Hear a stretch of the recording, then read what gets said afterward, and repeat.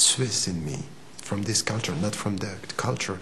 And even the way to talk, you know, there is an oriental way to say and not to say. هل تغير لما تتكلم عربي؟ يعني أسلوب كلامك يتغير ولا لا؟ طبعا بتغير. إزاي؟ هتكلم عربي زي العرب طبعا. بس يعني ما زالت يعني في أشياء. There are things that are really not the same. That my reaction to things, the way to be, you know, my own family in Egypt, they were struck by my way of saying straight away, not, you know, the Oriental way to say, not to say what should be said, and at the end you understand. You may understand that. But I was not like this, so I was very much Egyptian, and I still feel this. And it's, you know, when I'm asked about this, I'm Egyptian by memory. It's me, and you know, I went with my kids afterwards, so they speak now Egyptian, Arabic, and I wanted this for them because I knew that this was a richness. I felt it as a richness. I lived it as a richness, and now it's still a richness, and I'm promoting it. And there is also something which is quite important for me as an Arab, an Egyptian living in Switzerland. We don't have, at that time we didn't have so many, you know, Muslims around, and all this business about Islam was not there. But there was something which was quite important, is that the fact that I was saying I'm an Egyptian, the people around was just, wow, great civilization. It's not exactly the same as you are Moroccan and Pakistani now in our countries. So I'm not representative of this struggle that you have to show that you are coming from somewhere. I was coming from somewhere by definition. And I was asked to give lectures about Egypt, the Pharaoh, and all this. By definition, it was great. So I was experiencing something which is, I'm not one of yours from the beginning, but I'm coming from somewhere. So there is a richness in me which I share with you. So this is something which now I want to translate this into something which is, when I'm speaking to Turkish people, Moroccan people, say, be careful. Never forget where do you come from, but transform this into a richness, not into a justification. You are not here to justify yourself. You are here to give who you are. And where do you come from? It's something which is part of you. 12 Angry Men, the death penalty. Yeah, you really picked a few pretty heavy topics, mister.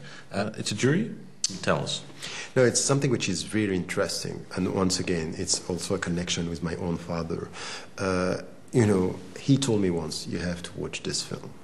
And he was a lawyer himself. And in fact, as someone, a young guy who is accused of being a killer, he killed someone. And the jury is to take a decision. And out of the 12 people, there is only one who is here, Henry Fonda, is saying, there is a doubt. And the whole film is about this discussion among them. Is there not a doubt? The reasonable doubt where you have to say, no, we can go for death penalty. And I think that this is a very, very powerful film in one room for 2 hours with arguments and discussions. It's like winter guests. 12 Angry Men. We see the tipping point where the jury is beginning to doubt. All those voting guilty, please raise your hands. 1, 2, 3, 4, 5, 6, 7, 8, 9, 10, 11. Okay, that's 11 guilty.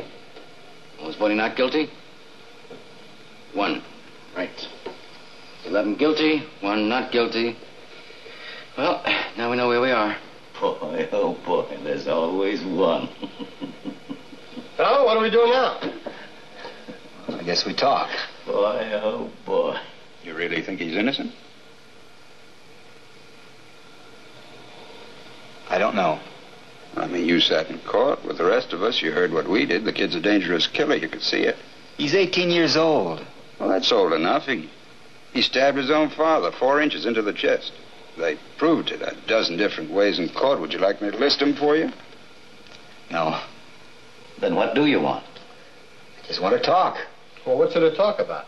11 men in here think he's guilty. No one had to think about it twice except you. I want to ask you something. Do you believe his story? I don't know whether I believe it or not. Maybe I don't. So how come you vote not guilty? Well, there were 11 votes for guilty. It's not easy to raise my hand and send a boy off to die without talking about it first. Well, now, who says it's easy? No one. What, just because I voted fast?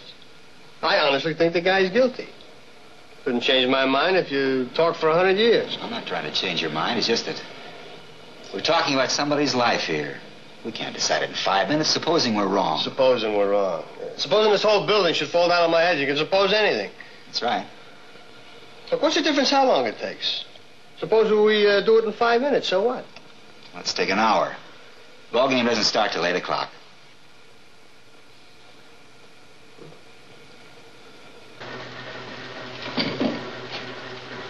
You? No. I'm convinced. Not guilty. What's the matter with you? I have a reasonable doubt now. It's 11 to 1. Well, what about all the other evidence? What about all that stuff? The knife, the whole business? Well, you said we could throw out all the other evidence.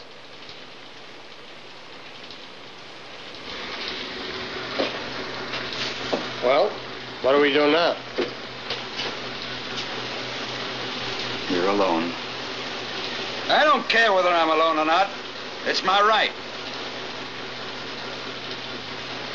It's your right.